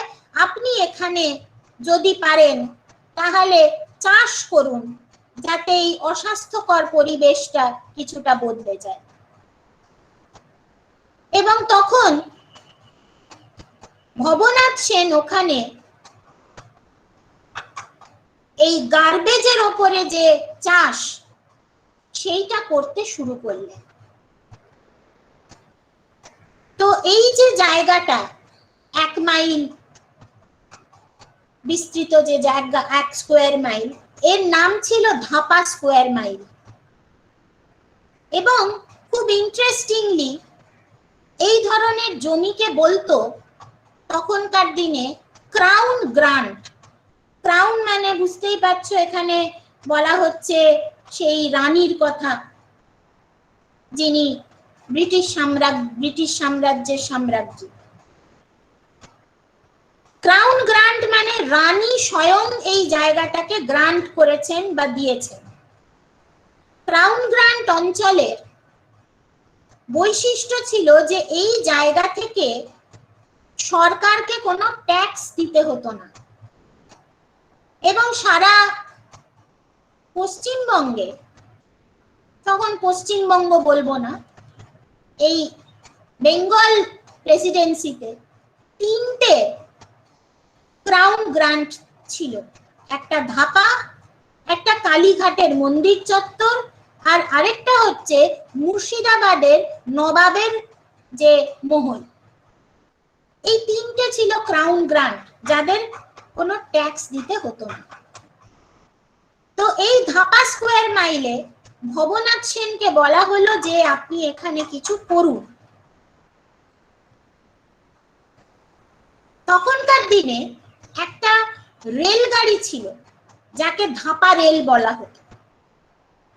সেই ধাপা রেল রোজ শহর থেকে ময়লা নিয়ে এই জায়গাতে যেত, এবং রেলগুলো হচ্ছে উপরটা খোলা, বড় বড় বাকেটের মতন থাকতো, লোহার ওয়াগন যাকে বলে। তো এই অঞ্চলে পৌঁছানোর পরে ওই ওয়াগনের যে কন্টেনার গুলো, সেগুলোকে এক পেশে ছুঁয়ে দেয়া হতো, কাট করে দেয়া হতো, এবং গার্বেজ গুলো লাইনের দুধারে লম্বা করে পড়ে যেত। ফলে গার্বেজ গুলো জমা পড়তো হচ্ছে সারি সারি লম্বা লম্বা লাইনে। ভবনাথ সেন কি করলেন, এই দু সারি আবর্জনার মাঝখানে উনি আবার ময়লা জল ঢোকালেন, শহরের যে ওয়েস্ট ওয়াটার তাকে ঢুকিয়ে দিলেন। এই ওয়েস্ট ওয়াটারে তিনি মাছ চাষ করতে লাগলেন, আর এই যে লম্বা লম্বা যে গার্বেজের ডাম্প তার উপর তিনি সবজি চাষ করতে লাগলেন। এই ধাপা রেল 60-এর দশকের শেষ পর্যন্ত কলকাতা শহরে ছিল, তার পরবর্তীকালে এখন ট্রাক এসে তাকে রিপ্লেস করেছে। এই হচ্ছে সেই জায়গা, এটাও একটা স্যাটেলাইট উপগ্রহ চিত্র।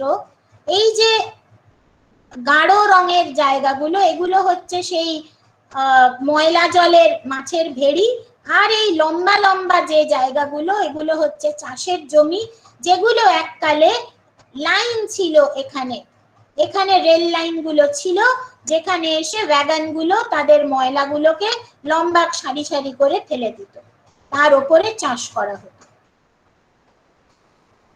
তো এইভাবে এই জায়গাটা ময়লা জলে মাছ চাষ এবং মধ্যবর্তী অঞ্চলে সবজি চাষ, একে বলা হয় কো রিসাইক্লিং, অর্থাৎ ওয়েস্ট কিন্তু দুভাবে, সলিড লিকুইড দুটোকে একসঙ্গে পরিশোধন করা হচ্ছে।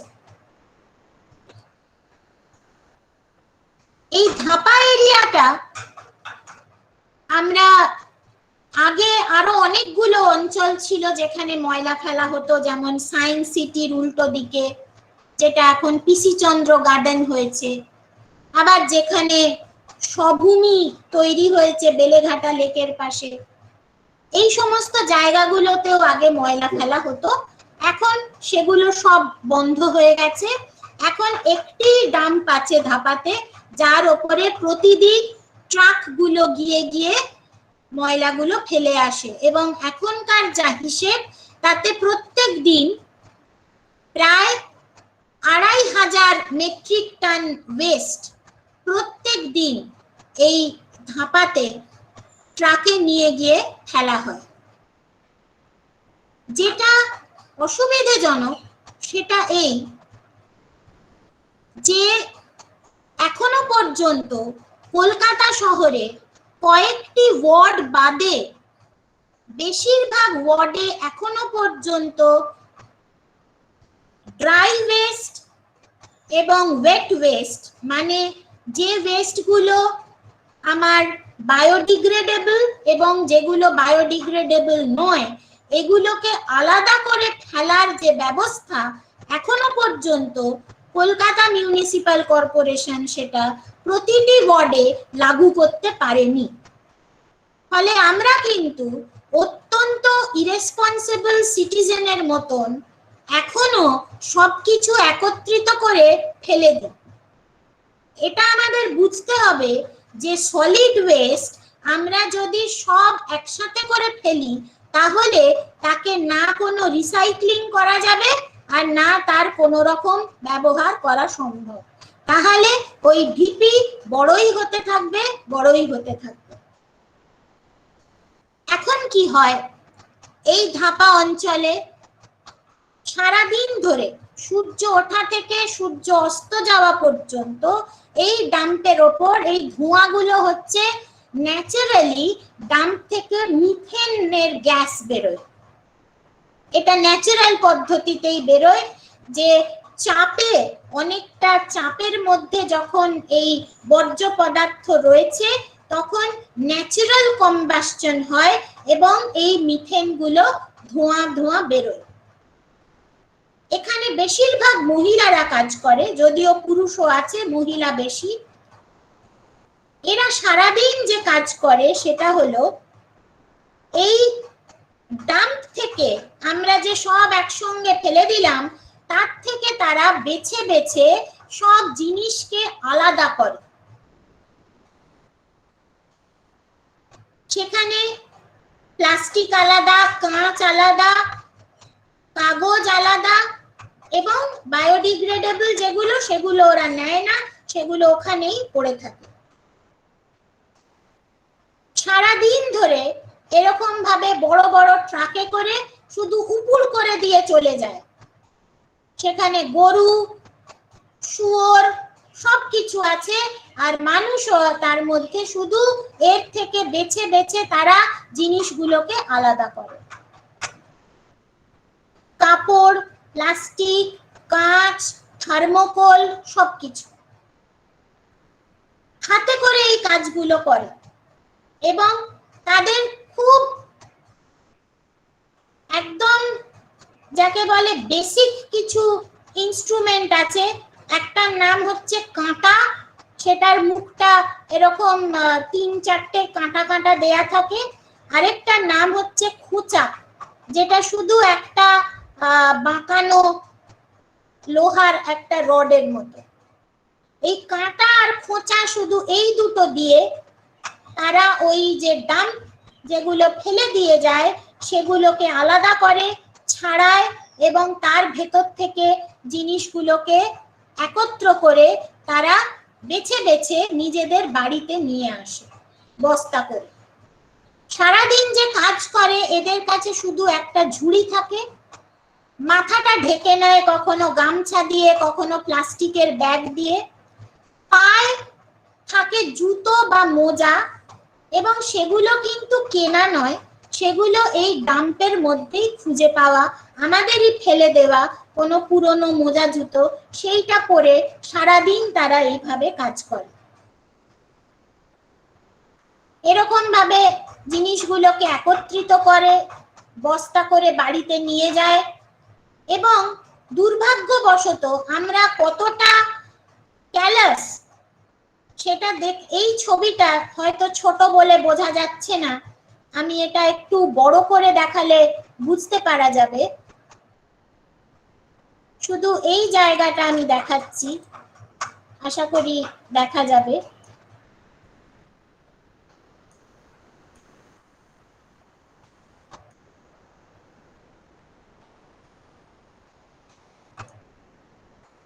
দেখা যাচ্ছে এগুলো? এগুলো কি? এগুলো হচ্ছে রক্তর স্যাম্পল কালেক্ট করার যে ভায়াল গুলো হয়। আমাদের যে প্যাথোলজি সেন্টার গুলো বাড়িতে আসে বা আমরা যাই রক্ত পরীক্ষার জন্য, যেগুলোতে রক্ত কালেক্ট করা হয়, এগুলো হচ্ছে সেইগুলো। এগুলো কিন্তু বায়োমেডিক্যাল ওয়েস্টের মধ্যে পড়ার কথা, কারণ এই রক্তের মধ্যে ইনফেকশন থাকতে পারে, অনেক রোগের জীবাণু থাকতে পারে, কিন্তু আমরা অত্যন্ত ক্যালাস এবং এগুলোর কোনো রকম চিন্তা ভাবনা না করে জেনারেল গার্বেজের সঙ্গে এগুলোকে ফেলে দেয়া হয়, এবং ট্রাকে করে এগুলোকে উপুড় করে ফেলে দিয়ে যাবার পরে ওরা আবার এগুলোকে হাতে করে বেছে বেছে আলাদা করেছে। ফলে কতটা অমানবিক আমরা হতে পারি সেটার একটা উদাহরণ এখানে দেখতে পাচ্ছ। এবারে এই যে বেছে নিয়ে যাওয়া জিনিস, সেগুলো এরকম প্যাকেটে করে বড় বড় বস্তা করে করে ভ্যান রিক্সা করে নিয়ে যাওয়া হয়, এবং তারপরে সেগুলো এই যে বিস্তীর্ণ জায়গাটা দেখা যাচ্ছে, এগুলো হচ্ছে সব প্লাস্টিকের কুচি। প্লাস্টিক গুলোকে কুচি করা হয়, একটা বেসিক যন্ত্র আছে তার মধ্যে সেগুলো ঢুকিয়ে কুচি কুচি হয়ে যায়। তারপরে সেগুলোকে চালা হয় সাইজ হিসেবে, চেলে বিভিন্ন জিনিস তৈরি করা হয়। এখানে যেমন একদম ফাইন পার্টিকেল সেগুলো দিয়ে কিছু তৈরি হয়, একটু যেগুলো বড় সেগুলো দিয়ে অন্য কিছু তৈরি হয়। এগুলো বিভিন্ন জিনিস তৈরি হচ্ছে ওই ফেলে দেওয়া প্লাস্টিক গুলো থেকে। এই লোকাল লোকেরা যারা এগুলোকে কালেক্ট করলো, তারাই সেগুলোকে ওখানে আরো কিছু মধ্যস্থতা করার জন্য কিছু লোক থাকে, তাদের কাছে বিক্রি করে, তারা সেগুলোকে রিসাইকেল করে এবং পরবর্তীকালে প্লাস্টিকের আরো কিছু জিনিস তৈরি করে। কিন্তু এই পদ্ধতিটা অনেক সহজ হয়ে যেত যদি ওই বিভৎসভাবে শুধু ওই দুটি কাঁটার খোঁচার মাধ্যমে সারাদিন ধরে এই আমাদের ফেলে দেওয়া আবর্জনার ঢিপির ওপরে এই মানুষগুলোকে কাজ করতে না হতো। যে অর্গানিক মেটেরিয়াল বা বায়োডিগ্রেডেবল যে জিনিসগুলো পড়ে থাকে, যেগুলো কেউ নেয় না, সেটা একটা ফার্টিলাইজার প্ল্যান্ট আছে, সেটা খুব বড় নয়, কিন্তু সেই ফার্টিলাইজার প্ল্যান্টে এই ধাপার ঢিপির পাশেই সেখানে যায়, সেখানে গিয়ে সার তৈরি হয়। আর আরেকটা অংশ, একটা বড় অংশ, সেইটা চলে যায় এই ধাপার মাঠে যেখানে সবজি চাষ হচ্ছে। সেইখানে তাদের যে ইরিগেশনের জল, সেটা আসছে ময়লা জল থেকে। আর এই মাটি হচ্ছে আমাদের যে ফেলে দেওয়া যে অর্গানিক ওয়েস্ট, বায়োডিগ্রেডেবল ওয়েস্ট, তার উপরে এই সবজির চাষ হচ্ছে। ফলে এই যে পুরো জিনিসটা, এই ফার্টিলাইজার প্ল্যান্টের কথা বলছিলাম, ইস্টার্ন অর্গানিক ফার্টিলাইজার বলে, এখানে এই ধাপার পাশেই এটা রয়েছে। আর এই যে ছবিটা আমরা দেখছি, এটা হচ্ছে নতুন যে মেট্রো রেলের ফ্লাইওভার, তার একদিকে বড় বড় হোটেল, একদিকে সিলভার স্প্রিং, আইটিসি সোনার বাংলা, জেডব্লিউ ম্যারিয়ট, বিশাল বিশাল সব 5 তারা 7 তারা হোটেল। আর অন্যদিকে রাস্তার ইএম বাইপাসের পূব দিকে এখানে গরু চড়ছে, লাঙল দেয়া হচ্ছে, সবজি চাষ হচ্ছে, এখানে ভুট্টার ক্ষেত দেখা যাচ্ছে। তো এই যে একটা অদ্ভুত চিত্র, যে কলকাতার মেট্রোপলিটন এরিয়া, একটা রাস্তার পশ্চিম দিকে আর পূব দিকে হচ্ছে পুরোপুরি গ্রামের চেহারা, যেখানে ওয়েস্ট রিসাইকেল করা হচ্ছে, সব ধরনের ওয়েস্ট। এবং আমরা কিন্তু সম্পূর্ণভাবে উদাসীন, আমরা কিচ্ছু জানি না, কিচ্ছু বুঝতেও চাই না, আমরা শুধু ওয়েস্ট জেনারেট করতে পারি, and then we forget about the waste. তো ফলে দুটো ওয়ার্ল্ড ভিউ আমরা বলতে পারি। ওয়ার্ল্ড ভিউ বলতে পৃথিবী কিরকম ভাবে ওয়েস্টকে দেখে। গতানুগতিক ভাবে আমরা ওয়েস্টকে মনে করি something to be disposed of, ফেলে দেওয়ার জন্য। ওয়েস্ট কি? ওয়েস্ট হচ্ছে একটা পলিউটেন্ট। কিন্তু অন্যদিকে আমরা দেখছি যে ওয়েস্ট কিন্তু ডিসপোজ করে দেবার শুধু জিনিস নয়, waste is to be recycled, পুনর্ব্যবহার করতে হবে, নইলে ওয়েস্ট এত বেড়ে যাবে যে কোনো শহর আর সেটার সামাল দিয়ে উঠতে পারবে না। এখানকার লোকেদের কাছে, এই ইস্ট কলকাতা ওয়েটল্যান্ডের লোকেদের কাছে ওয়েস্ট কিন্তু পলিউটেন্ট নয়, ওয়েস্ট ওয়াটার হচ্ছে নিউট্রিয়েন্ট। এবং এই যে বায়োডিগ্রেডেবল সয়েল, সেইটাও নিউট্রিয়েন্ট, তার উপরে সবজি চাষ হচ্ছে। ফলে এই যে রিসাইক্লিং পদ্ধতি, এটা কিন্তু সম্পূর্ণ সূর্যের আলোয় হচ্ছে। এর জন্য আলাদা করে আমরা কোনো ফিউয়েল বার্ন করছি না, ফসিল ফিউয়েল ব্যবহার হচ্ছে না, কিন্তু শুধু প্রাকৃতিক ভাবে যেটুকু প্রকৃতি দিয়েছে তাই দিয়েই কিন্তু এখানে এই কাজটা করা হচ্ছে। এর বদলে উল্টে শহর কি পাচ্ছে? খুব সস্তায় মাছ পাচ্ছে, সবজি পাচ্ছে, এবং এই প্রায় 1 লাখ মানুষের এখানে কিন্তু জীবিকা নির্বাহ হচ্ছে। কখনো মাছ ধরে, কখনো চাষ করে, কখনো ভেজিটেবল ফার্মিং করে, বা কখনো এই ধরনের রিসাইক্লিং পদ্ধতিতে কাজ করে। রাস্তার উল্টো দিকে যে 5 তারা 7 তারা হোটেলগুলো আছে, তারা কিন্তু বিশাল বিশাল এসি চালাচ্ছে, পুরো কাঁচের দেওয়াল, সম্পূর্ণভাবে গরম হয়ে গ্রিন হাউসের মতন অবস্থা সৃষ্টি হচ্ছে। ততোধিক জোরে তারা এসি চালাচ্ছে, করে যতটা পারা যায় এনার্জি ইন্টেন্সিভ, এবং শহরের যে কনজাম্পশন অফ এনার্জি সাংঘাতিক মাত্রায় সেখানে বেশি। কাজেই এখান থেকে বোঝা যায় যে রেসপন্সিবিলিটি কার বেশি?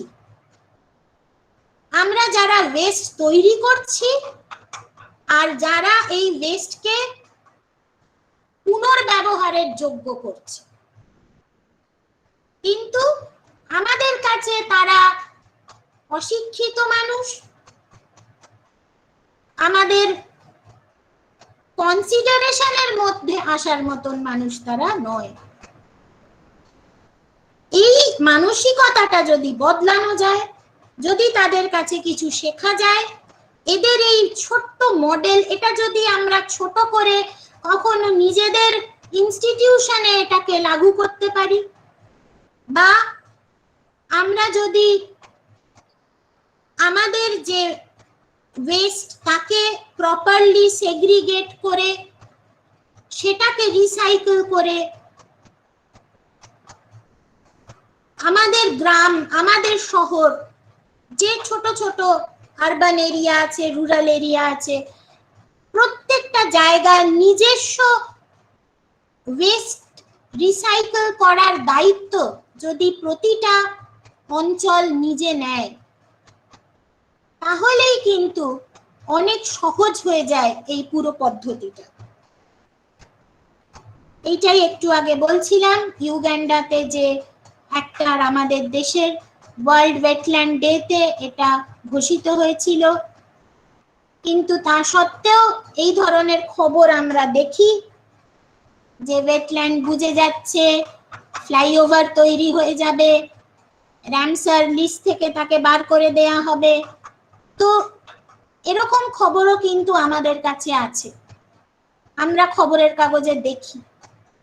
অথচ আমরা কিন্তু এটা জানি না যে আজকে যদি ইস্ট কলকাতা ওয়েটল্যান্ড বন্ধ করে দেয়া হয়, তার ভেড়িগুলো যদি আর আমাদের ময়লা জল পরিশোধন না করে, তার কোনো বিকল্প ব্যবস্থা কিন্তু শহরের কাছে নেই। ঠিক আছে, তাহলে এখানেই শেষ করলাম। Thank you, madam, for such a wonderful presentation. Hope our students are enriched and we are enlightened with your special talk. Thank you, ma'am. If there are any questions, please ask.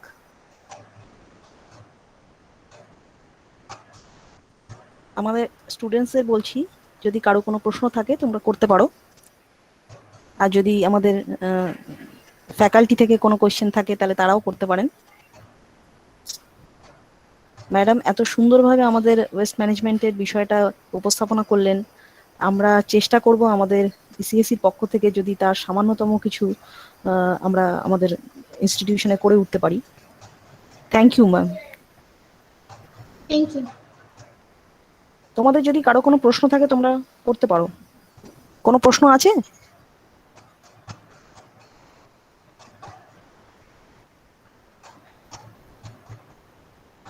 ঠিক আছে, মনে হয় কোনো প্রশ্ন নেই কারো।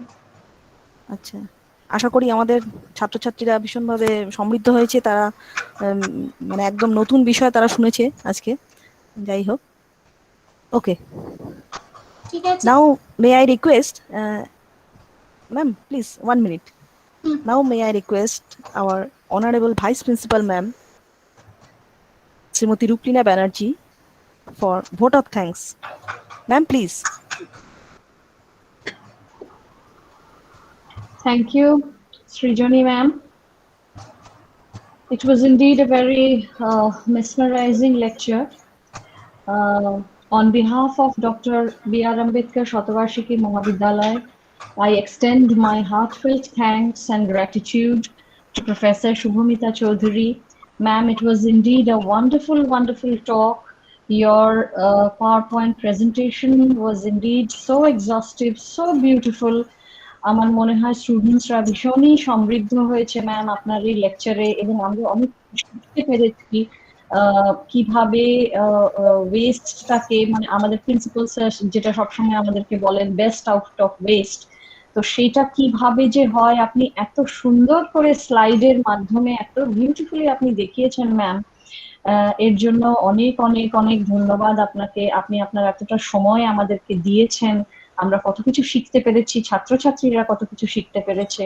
It was indeed a wonderful experience. Then I would like to thank our honorable principal sir, Dr. Chittaranjan Das. Sir is always an encouragement to us. স্যারের অনুপ্রেরণায় আমরা সব প্রোগ্রামগুলো করি এবং উনি সবসময়ই আমাদেরকে ভীষণভাবে এনকারেজ করতে থাকেন এরকম সেমিনার্স ওয়েবিনার্স অ্যারেঞ্জ করার জন্য, এবং আমাদের অনলাইনে অফলাইনে বিভিন্ন রকমের কাজকর্ম আমরা স্যারের জন্যই আরো অ্যাক্টিভলি করতে পারি। So thank you very much sir. Then I would like to thank the convener of ECAC, Srijani Rai ma'am. সৃজনী ম্যামের উদ্যোগেই আজকে এত সুন্দর একটা সেমিনার আমরা শোনার সুযোগ পেলাম, শুভমিতা ম্যামকে আমাদের মধ্যে পেলাম। এর জন্য ছাত্রছাত্রীরা নিশ্চয়ই সৃজনী ম্যামের কাছে অত্যন্ত কৃতজ্ঞ থাকবে। I would also like to thank our IQAC coordinator, Dr. Ata Mullik ma'am. Atta ma'am সবসময় আমাদের এইসব একাডেমিক এন্ডেভার্স এ ওয়েবিনার্স এ আমাদেরকে ভীষণ সাপোর্ট করে থাকেন। যখনই আমরা ওনার কাছে যাই for permission, she is always very encouraging. So thank you Ata ma'am for all your encouragement and support. And of course our teachers who are always beside us whenever we conduct a program. টিচার্সরা, আমাদের ফ্যাকাল্টিজরা, তারা সবসময় শেখার জন্য আগ্রহী থাকেন। আজকেও I am sure তারা সবাই এই ম্যামের লেকচার থেকে অনেকটাই উপকৃত হয়েছেন, এবং আমরা চেষ্টা করব যাতে ম্যাম যদি আমাদেরকে ইন ফিউচার আরো বেশি গাইড এন্ড অ্যাডভাইস করতে পারেন আমাদের কলেজে কিভাবে আমরা এইসব যদি সামান্যটুকুও ম্যামের অ্যাডভাইস মতন আমরা যদি করতে পারি, then will be very lucky. So I thank all my teachers, all the teachers of this college who have heartily participated in this seminar. And of course, last but not the least, our dear students. আমাদের স্টুডেন্টসরা এতটা enthusiastic, ভীষণ ওরা ভালোবাসে এইসব সেমিনারে থাকতে, এবং আজকে আমি জানি স্টুডেন্টরা ভীষণভাবে উপকৃত হয়েছে, খুব উৎসাহের সাথে ওরা শুনেছে, ম্যামকে কমেন্টসও করেছে একজন দুজন যে ভীষণ ওরা এনজয় করেছে।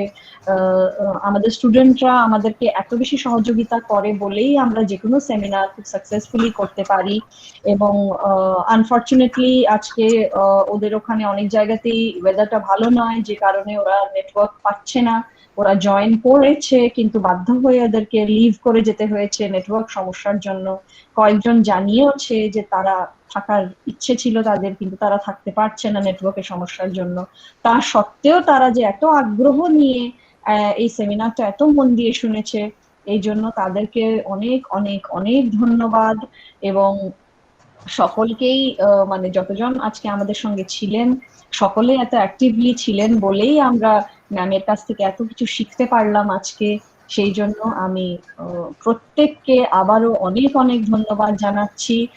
ম্যামকে আবারও ধন্যবাদ জানাচ্ছি। ম্যাম কলেজ যখন খুলবে, যদি সুযোগ পাই আপনাকে নিশ্চয়ই একদিন আমাদের কলেজে নিয়ে যাব, এবং we will be very highly obliged if you come to our college and guide and advise us in future. And now আমি আমাদের respected principal স্যারের কাছে পারমিশন নেব। Sir, should we conclude the meeting here? Yeah, conclude here. Okay. সবাইকে আবার thanks জানাচ্ছি। Feedback লিংকটা আমরা দিয়ে দেব, সবাই কাইন্ডলি ফিডব্যাক লিংকটা ফিল আপ করে দিয়ে দেবেন, সেটা ইসিএসসি এর কনভেনার ম্যাম দিয়ে দেবেন সবাইকে। তো সবাইকে আবার ধন্যবাদ জানাচ্ছি। সবাই ভালো থাকবেন, সুস্থ থাকবেন। Thank you very much. আপনারা সবাই এবার এক্সিট করে দিতে পারেন। Hello ma'am. Thank you. Thank you. Hello.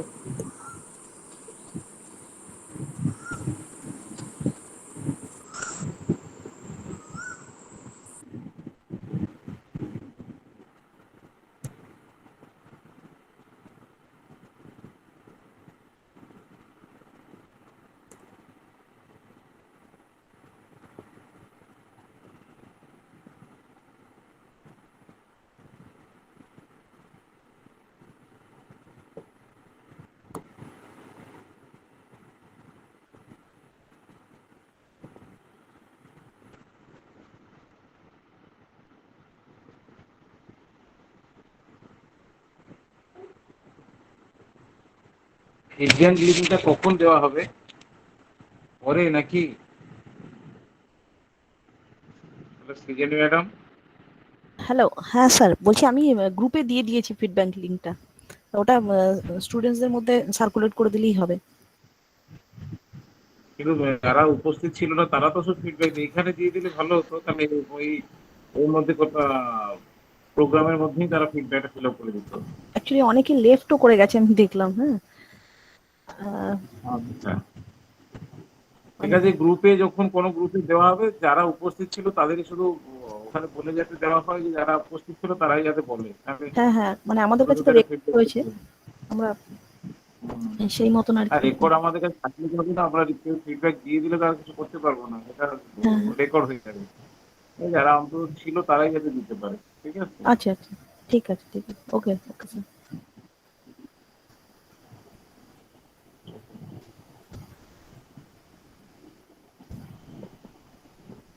Okay madam, I am leaving. হ্যাঁ হ্যাঁ স্যার, ওকে ওকে। ওকে আরবি ম্যাডাম। হ্যাঁ হ্যাঁ স্যার, থ্যাংক ইউ। ফিডব্যাক লিঙ্কটা সৃজনী, আমি আমিও গ্রুপে দিয়ে দিয়েছি। লিড করে যাচ্ছি সৃজনী। হ্যাঁ হ্যাঁ হ্যাঁ, প্লিজ। লিভ করে যাও, লিভ করে যাও। বাকি যারা আছেন তো সবাই আস্তে আস্তে লিভ করে যান। আমি ফিডব্যাক লিঙ্ক গ্রুপে দিয়ে দিয়েছি। ম্যাম কোন গ্রুপে ম্যাম? তোমরা পেয়ে যাবে, তোমরা কিছুক্ষণের মধ্যে পেয়ে যাবে। হ্যাঁ, দিয়ে দেবো, সব গ্রুপে আমরা দিয়ে দেবো ফিডব্যাক লিংক, চিন্তা করো না।